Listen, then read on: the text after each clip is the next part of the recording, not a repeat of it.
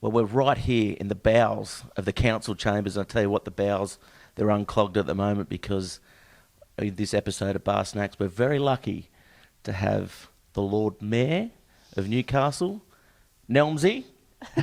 Is that how I address you? Yeah, it's however you want to be. All right. Well, it'll be Nelmesy for this interview. We're No here problem. for BarSnacks. How are you today? Good? Very well, very Everything in order in the council at the moment? well. Well, relatively speaking, I mean, local government's a pretty rough and tumble environment in Newcastle. Some would say it's a bit even harder than the bear pit in Sydney. So, Wow. yeah, everything's moving forward, but it's not without its challenges. Because I always got a different sort of idea on local government. I mean, yourself, you're in the Labor Party, there's the Liberal Party. I'm just imagining DJs and glow sticks come council chamber time. It's not like that. If you were on council, It's more like a Bundy rum shakedown at the Kent.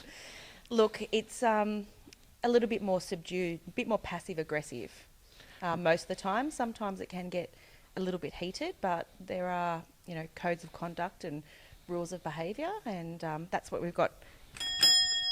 Very good. This Well, sport. and this is your seat. Obviously, I'm happy to be up here. And you mentioned codes of conduct and behaviour and all that sort of stuff. I guess politics, we see it as a bit of a game, and Bar TV, we cover sport. What are some of the best sledges that get in this council chambers? Is there any? There are. Give us a ripper. What's one of your best? How do you shut down someone? Look, you don't do it. You don't do it with, bad language or a direct personal insult. That's not the way of council. And if you do, you'll end up having codes of conduct against you. So, unlike parliamentary systems, so state and federal, we don't have parliamentary privilege. So, what you say in a council meeting, you can be, sued for defamation, and you can breach code of conduct. So it's not the same as a parliamentary session.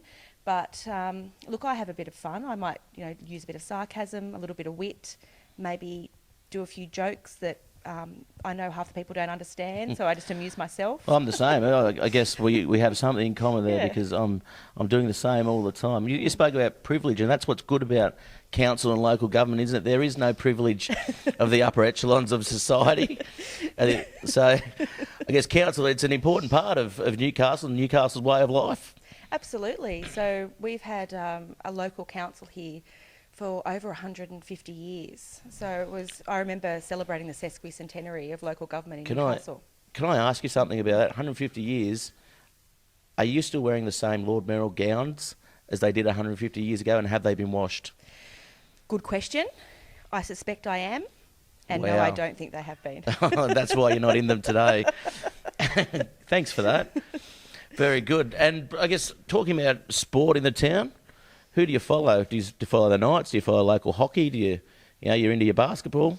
Yeah, so I'm pretty patriotic to Newcastle teams. So, the Jets, the Knights, the Hunters, the basketball team. Look, our hockey players that, like Simon Orchard or Matt Dawson, who are, in the national team, sort of, because there's not a national competition yet. So, I know I do follow, try to keep up to date with what's going on in the sporting world. There's always some good, local sports clubs have almost as much politics, I think, than local council. I know, tell me about it. I'm in thick and deep with it with Bar TV Sports all the time, but we love it. We love the drama that goes along with local sport, and there's nothing better than covering local sports at the grassroots level, and of course politics. Here we hear, we're reading a lot in the paper and hearing in the news that the potential mergers between councils, and we've seen what's happened to West Tigers, and that hasn't really worked out well for them, has it? No, well, I guess that's a nice sporting analogy. It is an interesting time in local government. The state government has just dismissed over 40 councils throughout New South Wales and a lot in regional areas. That's more wickets than Glenn McGrath in his first 4 years of bowling. So Mike Baird's doing a good job of taking some wickets there. Yeah, I saw him bowl down at the MCG and Warney and that whole crew just before they all retired. It was fun. Yeah, it'd be awesome here because we've got the big sight screens here at number one sports ground. I think they were $30,000 each to get a Sheffield Shield game back here, to get some of the superstars coming back in. I know I took my kids to the last game that was here. Good. How can we get that happening?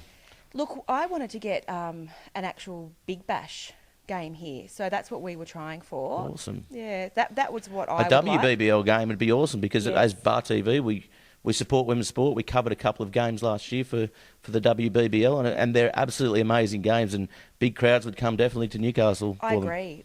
The women's cricket would be fantastic, and did I not see that the ratings were, even better than some of the men's games? Yeah, that's correct for some of the free-to-air stuff, and even the stuff online on cricket.com.au, which we covered for, was up thereabouts for some of the men's at least one-day series in the Australian games, which is amazing. I mean, and the women are phenomenal athletes, and there's a couple of Hunter girls in the sides as well. Yeah, we've got a great tradition, and I think Young Maisie, she's good. She came on commentary with us actually. Oh, really? Yeah, she was awesome. Fantastic. Yeah, you'll have to get in the box one day. Sure, no problem. Well, so we've got Katie Ebsbury, who's Yep. going. We've got a female hockey player. One of my favourites at the moment must be Scott Westcott, though. That's going to Rio because he's 40. I turned 40. You're 40, really? Yeah. Stop it. Get away. Well, you should go into politics. Well, I was going to ask you next. Yeah. How do I get in this seat? So you want to be Lord Mayor? Well, Yeah. I'm halfway there. I'm sitting here. Look, you have to. Your interest in sport would cross over into local government issues. I have negotiated between a number of sporting clubs ground usage in Newcastle. As the city densifies, we've got more teams. There's always a demarc over who's traditionally had, different grounds, what code gets on it. So you could definitely run some sort of sporting ticket, sporting policy, and maybe get elected. I don't know. Do you think, I guess what comes to mind is the precinct down number 1, number 2. Obviously you've got number 4, 5, 6 as well, the outer fields. There's definite, I guess, chance and challenge maybe for Newcastle and state. I know Crackers does a good job of doing everything, flying the Newcastle flag here as well. I mean, definitely for a little precinct in there to get something happening. I mean, definitely a grandstand at number 1 would be amazing. Yeah, so we are working on an overall master plan for that site. And as you can see, I was part of the council that really pushed ahead to get that federal government funding. So Sharon Greason, the federal member at the time, was very supportive, and that's how we built number 2. And the vision there was to have a rectangular field, so you could have, rugby, football, all the rectangular codes, and number 1 would be the oval codes. And we've had some good unsolicited proposals, and we keep going out actually for grant funding because we need the state and the feds to come on board with us for the type of money we need to do up that area. What we have got recently is we've secured funding for the athletics track, which is part of that precinct. We've spent over $500,000 upgrading the grandstand and the kiosk and the car park over at the athletics track and the centre of the field. And there should be almost $1 million spent on the upgrade of that track with a special outer track for disabled athletes. That's amazing. Yeah. Because, I mean, I've, not saying now, as a 34-year-old man, have been able to run around the track, but I remember running around that track, the Cinders track, when I was a young kid as well. So definitely keeping it in that precinct, I think, is something good. And developing the track not just for juniors but seniors coming through as well is a definitely good thing. What about access into the stadium here at Broadmeadow? Yeah, access is important. So all of the Broadmeadow precinct is actually run by the state government. And I have a pretty... This could be an announcement for you. Yeah, let's do it. Look, it's no secret that I would like to attract a Commonwealth Games here. So we picked 2030 because we thought it was far enough away. We've got the Commonwealth Games coming to the Gold Coast next year or the year after. And it's, I think Newcastle is perfectly placed as a regional city. Not only will you see a lot of government investment for infrastructure leading up to an event, it would also, this really is a sports mad area. So I think you'd get a lot of buy-in from the locals. And that would mean really the main site would be around the Broadmeadow precinct. And you've got hockey there, you've got basketball there, you've got the stadium there, you've got the showground, you've got the harness track. And so you could actually reconfigure that whole site to even have an athletes village that could be reused afterwards, to build an aquatic facility. So I actually think that that is the key to national and international competition in this city. Do you like the trots? Look, I have been to the trots. I've gone to I touch... love them. Do you? Yeah. Yeah. You're hitting them once and pulling them back with the other hand, yeah. Look, I had a friend that I think even might have half owned one or was really into it. And, you know, my husband would go with his friends. Look, honestly, I don't go a lot, but it's used as well for touch football. Yeah, are you more of a spring carnival girl, are you? Dressing up for the Melbourne Cup carnival and look, I have getting amongst it? I have a lot of friends that do like to get dressed up and wear things on their head. And you could ask them. You could wear your Lord Mayor stuff. Awesome. So that'd fashions of the field right there. So I'm the friend that just sort of often goes, I feel really uncomfortable with these things on my head.